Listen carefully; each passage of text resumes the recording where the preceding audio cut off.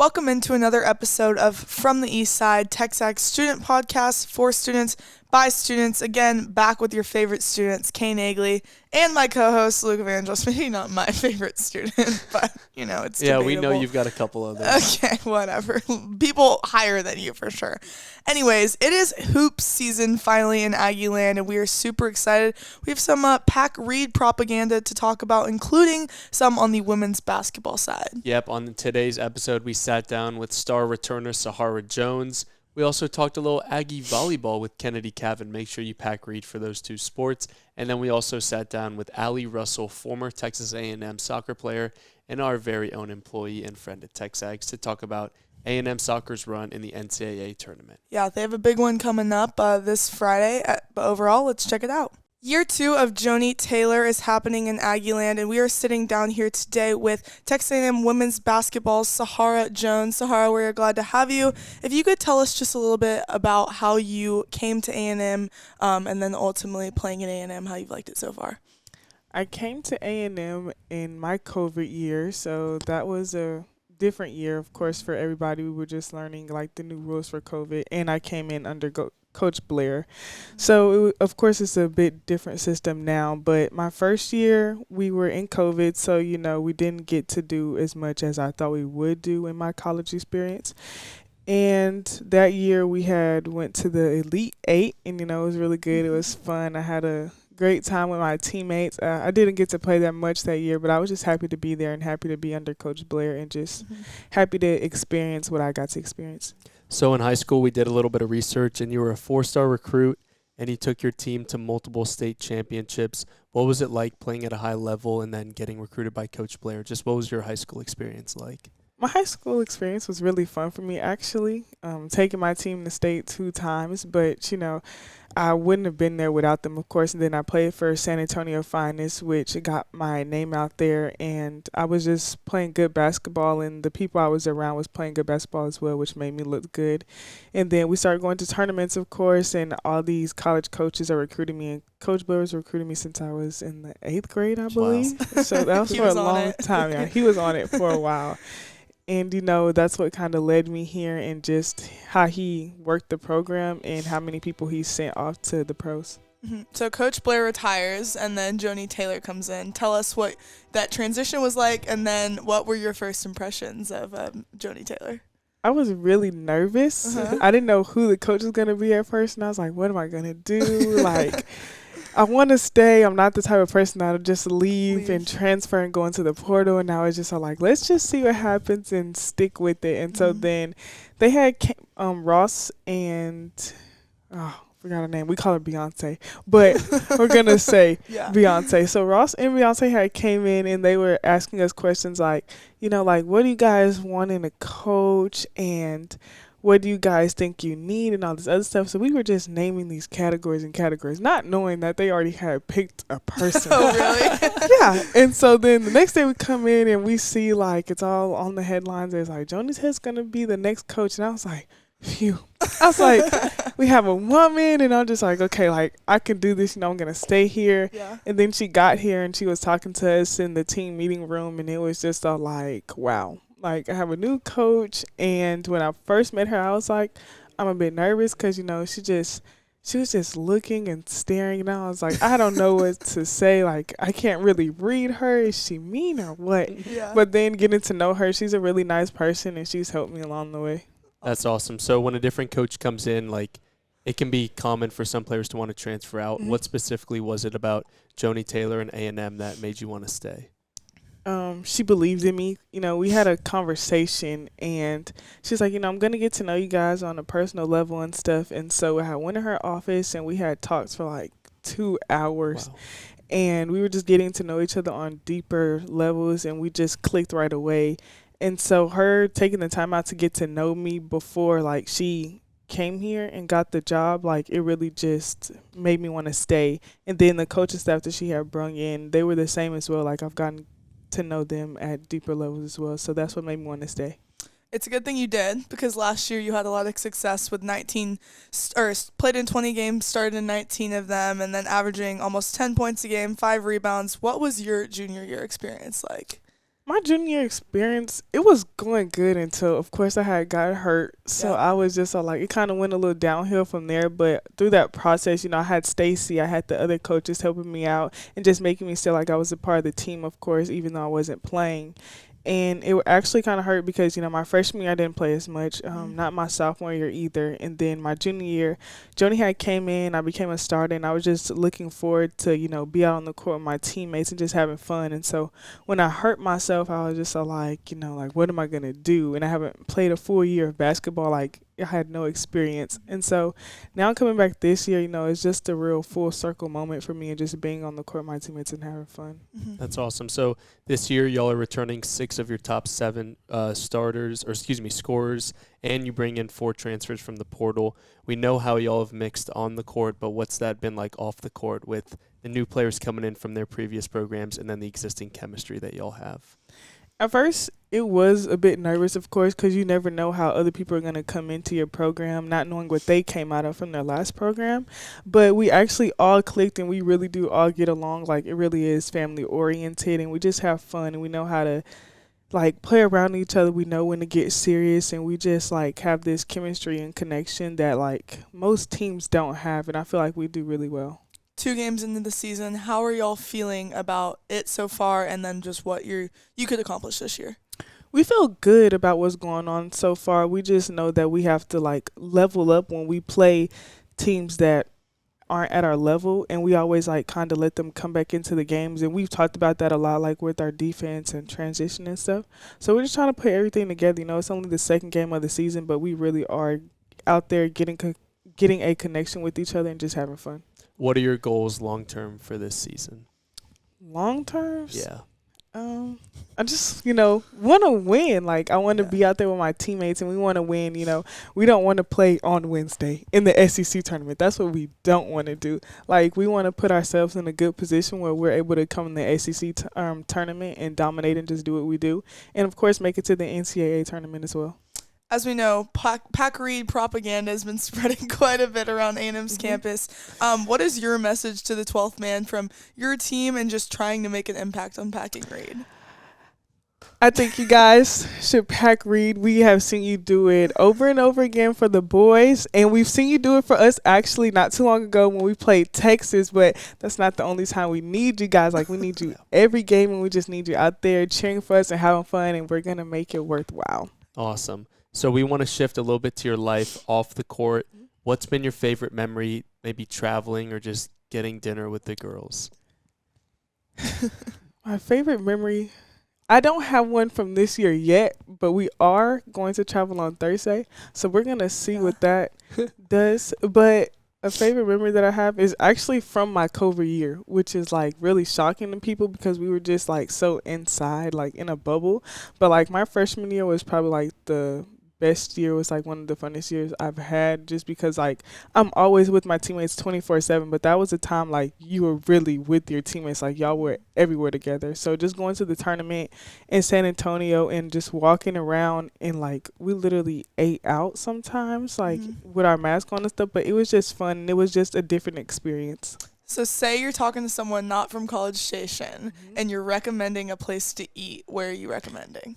Oh, there's a lot of good eats in College Station, but it is, and it's a lot that people don't know about. Okay, so I have categories. Yeah, put us on. Okay, so we're talking about seafood and stuff, soul food. Okay, we're gonna say soul food. We're talking about soul food. I would prefer Lamar and Nikki's or the Remnant of Nolans. And then if we're doing seafood, I think it's called Tads or something. Is it Tads? Yeah, Tads. And if you want crawfish, because I really do love crawfish, I would go to OMG Seafood. Okay. And then something that I really do like out here is Fish Daddies. I like their pasta. I forgot what the pasta is called, guys. But I really do like it, and it's a little spicy. Awesome. So can you give us your top 3 artists if you had to make a dream concert lineup? Oh. Hard-hitting questions. Yeah. This was harder than nothing. Yeah. Okay, let's see.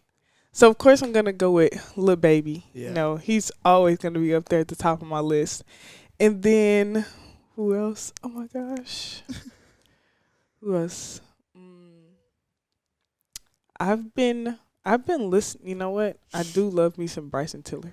Okay. Yeah. Underrated, honestly. I love Bryson Tiller. I just love him. So, okay, we're going to go Baby, Bryson Tiller, and then who else have I been listening to lately? It's probably out of Nardo and Ghana. Okay. I've been listening to him a lot lately, but I am in my soft era, so I do love Summer Walker as well. So, what pregame out of those three are you listening pregame? to? Oh, it's Lil Baby. Yeah. Pregame, Okay. I'm listening to Lil Baby and Nardo. Do you get Ox in the locker room? I do. I just had Ox in the locker room. Oh. Just our last home game? I just had Ox, and Sydney, of course, took my phone and started playing other music, but she started playing Future. I'm not a Future. Hey, what's Not wrong with Future? fan? We're not gonna top 3. We're not gonna get that. We're not gonna talk about Future. Awesome. But my teammates love Future, so I love Future. There we go. Cool.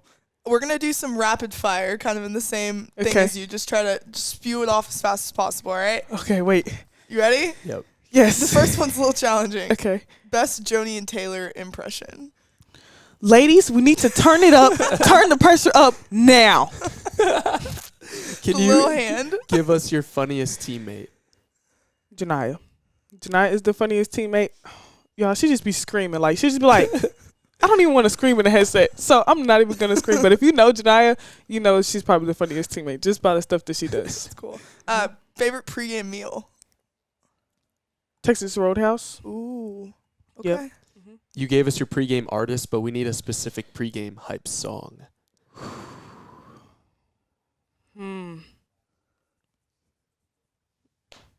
Hot Boy by Nardo Wick. Solid choice.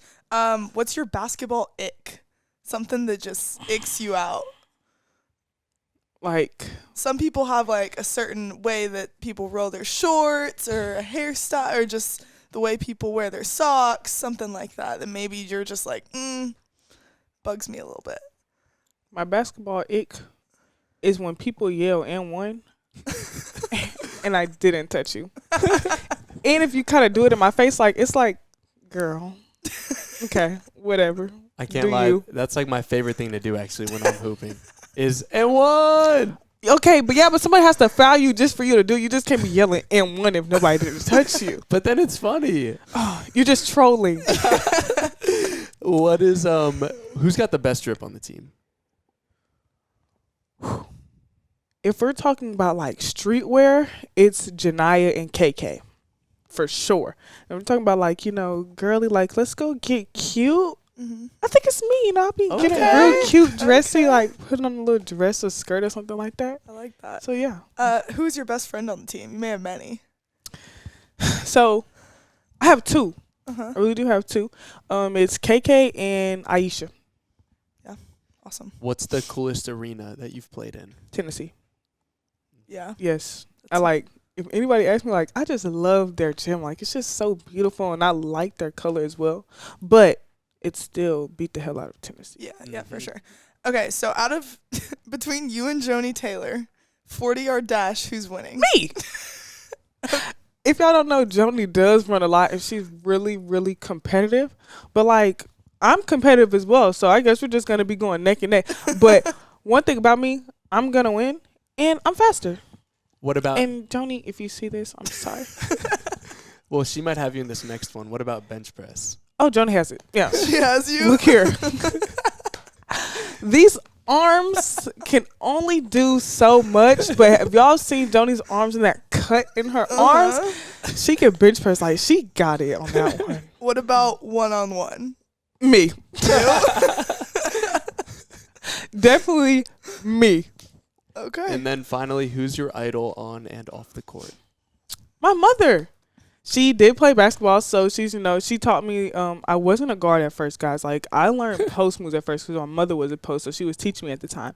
And then I had went to my AAU team, and they taught me how to dribble and stuff. And, off the court, it's her, of course. She's a single parent. It's 3 of us.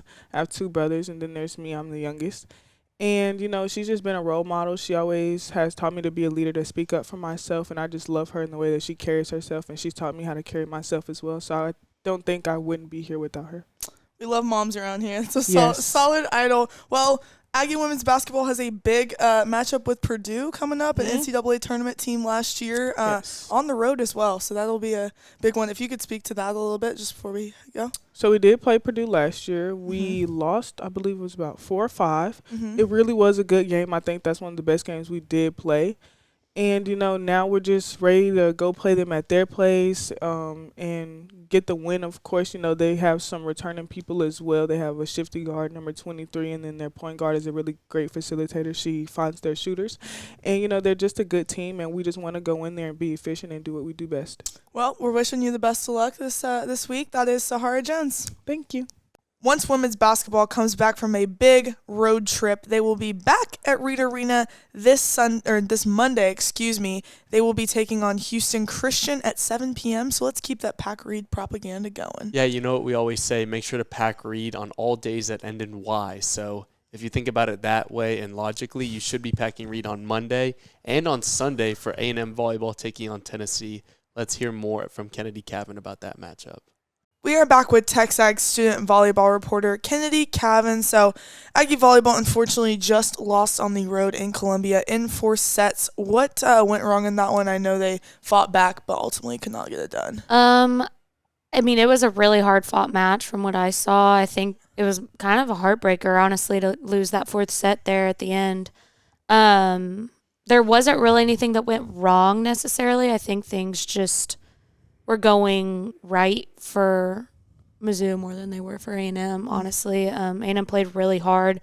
There were a couple of really impressive plays on A&M's side in that 3rd and 4th set that I haven't seen out of them all year. So I think they're getting better. I think they're just hitting a really tough stretch of conference play. Yeah, that tough stretch continues because up next they've got back-to-back top 15 opponents. First up is on Thursday at number 13 Kentucky. What challenges will that matchup present for A&M? I think the same challenges that we've seen against every other ranked opponent that they've had this season. And they've shown us that they can take down anybody. But I think they're just in a little bit of a lull right now. So I think all cylinders need to be firing at once. And I think it's possible for them to win that match. I don't think they're out of it automatically. Yeah. On Sunday, Jamie Morrison's squad will be back at Reed Arena to take on number 10 Tennessee. The Vols swept the Aggies a couple weeks ago. What needs to change for A&M to get it done in this one? I think blocking needs to be established a lot earlier. Finna, who still leads the nation, I think, by 0.01%. And blocking, I think she needs to start a little bit earlier because it's been, I think on average they're starting in the 3rd set with some of those big blocks like that. I think everybody's healthy. Morgan Perkins went down, so I think everybody needs to stay healthy, stay on top of their game, and I think defense needs to get better at defending the short ball. And I think if all of those click at once, A&M's going to be a hard team to beat. Yeah. At 7-7 in the SEC with 4 conference games left, how has year 1 under Jamie Morrison gone? Has it been better or worse than you expected in conference play? I would say better, but also knowing Coach Morrison's resume coming into the position, it's about what you expect just because of how impressive it is and how impressive of a coach and also a person he is. I think that 7-7 isn't awful. I think it could be better if they wouldn't have hit this long stretch of a couple of losses against teams that I don't think they should have lost to. But I mean, pre-conference play was absolutely incredible, nothing that we had ever seen before, and the excitement built really quick. That excitement's still here, and Coach Morrison deserves it. Yeah, I know we're excited to see a lot more Jamie Morrison volleyball this year and then upcoming years for sure. Like I said, on Sunday, Jamie Morrison's Aggies have a big one as Tennessee comes to town. That will be at Reed Arena on Sunday. Make sure to pack Reed. Thanks for joining us, Kennedy. Thanks. Unfortunately, Kylie Stoner, our original TexAgs student soccer reporter, could not join us this week. Well, thank goodness that TexAgs loves to hire former soccer players because we just went and got our very own Allie Russell to come talk some Aggie soccer with us. Hey, y'all, we're sitting down with a former Texas A&M soccer player and our very own Allie Russell. Allie, could you tell us a little bit about yourself and how you came to A&M and TexAgs? Oh, goodness. Of course. You wanted me to start from when I was born, right? Yeah, sure. Gosh, so I'm from Katy, Texas. Me too, no way. Oh my gosh, Kay. And we didn't know each other I even know. before working here. But yeah, from Katy, Texas, came from an Aggie family, wanted to play at A&M from when I was a little kid. It was the dream. It was the goal. Goodness. So I started playing here in the spring of 2019. Came early. So goodness, yeah, I'm old. It's been a while. My time's up. But it was the best 4 years. It taught me a lot about myself. I made the best friendships, and yeah, had a lot of really cool experiences. So that was a little synopsis, I guess. And then how'd you find your way to working How could in I these forget? wonderful halls How of could I forget? TexAgs? Oh, goodness. I started working part-time last spring. So started the Behind the Number podcast. So if you guys haven't listened to that one, maybe give that a listen. But started that with a former teammate, Carlina. And then we just kind of met everyone here. Super easy to, obviously, become so close with everyone so fast. But so yeah, kind of formed those connections. The door opened to then the position that I have now, and it just worked out perfectly. So Awesome. Now let's turn the page, talk a little soccer, your expertise. So A&M is coming off a 1-0 thrilling win over Colorado last week. What was your immediate reaction to that Mia Pansay goal? I mean, it was a heck of a goal, and then overall thoughts on the win. Oh my gosh. Okay, I didn't watch that goal happen live. Mm-hmm. I was working an event at the time, and so I went and watched it back. After, I was completely shocked. I was on the way home, and I was talking with my mom and my sister, and they're like, Allie, you should have seen that goal. Like, it was absolutely insane. And so I went and watched it back, and it's very rare for A&M to have goals like that. Mm-hmm. Like, we never luck out on those lucky goals that happen in that way that are absolutely insane. And Mia's such a hard worker, so for her to just literally push and work for something like that to happen, I'm really proud of her. But it was crazy. Like, I'm sure you guys thought the same thing. It looked crazy. It was the most absurd. Oh yeah. Like, that's the type of goal that would normally get scored on us. Like, Yes, we're exactly. just like unlucky in every sport. Exactly. Yes. It was good to get one back. So the Aggies are one of 7 remaining SEC teams in the round of 32 for the NCAA championships. 7 teams left is the most out of any conference in the country. So what does playing against statistically the deepest conference in the country week in and week out do for a team in preparation for the NCAA tournament? Yeah, I mean, exactly what you're saying. It's all about the preparation. If you guys saw A&M play in the beginning of the season, I feel like I can say this because I played with them, but it looked rough. Like, it was hard to even watch as someone who just finished playing and be like, what they're capable of, and the talent that they have. And so it just was kind of shifting some things, getting that confidence back. The past 2 seasons before this were rough in itself. So it's just really getting that confidence back, having that preparation, because like any other sport here, the SEC is just completely different. I feel like I've said that so many times. It's like a marketing thing at this point. But it really is like game in, game out. They had those tough games at the beginning, and I think they kind of woke up a little bit from some of those losses. And it was, just all that preparation that then leads you to playing against teams who are that level of the SEC once you get deeper into the NCAA tournament. Yeah. So the Aggies are 3-2-2 on the road. Will go on the road this week to face a big matchup with the number 1 overall seed in Florida State. Yeah. Just what needs to go right for the Aggies to get this one on the road? Yeah, just keeping that momentum, like 100% keeping that momentum. They've built up that confidence. They've been able to score goals has been one of the big things. And it's not that there haven't been chances and that the forward line and midfield line aren't talented. They have so much talent there. So just being able to execute, score those goals, continue to do that, and also just remain solid on defense throughout the whole team. That's the starting 11 from goalkeeper to forward, just your whole starting 11, just maintaining that defensive mindset and just coming out with that same momentum I feel like they've been having throughout these last couple games is just so important. But yeah, Florida State has been a dominant team all season. They're 17-0-1. And one of those wins came at Ellis Field against the Aggies. Texas A&M's first game of the season was a 2-1 loss to Florida State. How much have the Aggies grown since that match, and what do you remember about it? Oh, goodness. I mean, I kind of said so already with the SEC. It was a tough start. And I actually do remember them playing pretty decent. A 2-1 loss is not bad over such a successful team year in and year out, especially with A&M kind of having, again, like I said, those rough 2 last seasons. And it's just shaking off a lot of the rust. It's figuring out how the team plays together. There's a different kind of chemistry when you have new players come in. You have starting freshmen, starting sophomores. They're still young. They're still growing. And so being able to just have a game like that at the start of season against a competition, like you're saying, number 6 seed ranked 6 at the beginning, it just is kind of setting that competitive nature for the rest of the season. But also, statistically, let's think here. They win, now we win. It's our turn. Yeah. So beat them when it counts. Beat them when it counts. They have film now from what they've looked like this season. Not only film of them, but film against them. That's already a leg up. And so I just think it's utilizing what they remember that game being like and going out and kind of continuing, like I was talking about, that momentum, that confidence, and taking it as an opportunity to be the underdog and for the underdog to rise up. And we love those kinds of stories in those games. So it's going to be really exciting to watch. Yeah, Aggie soccer has a big one against number 1 overall seed Florida State. That game will be at 4:30 p.m. on Friday. That is the second round of the NCAA tournament. So make sure to tune in to ESPN Plus to watch it. Allie, thanks so much for joining us. Of course. Thank you guys for having me. Thank you, Allie.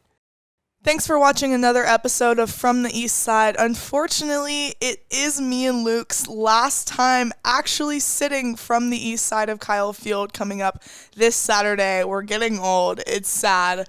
I'm not very happy about it, but neither. you know, it is what it is. I'm gonna miss being in the student section at Kyle Field. Yeah, it's gonna be a rough one. But From the East Side, the podcast will not go anywhere. We will continue into the spring, but we will be back after Thanksgiving break. We got to go home and spend some time with the family. Yeah, you got to. And one last time with our Aggie family in Kyle Field. Let's go do it one last time and beat the hell out of ACU one last time in Kyle Field this season.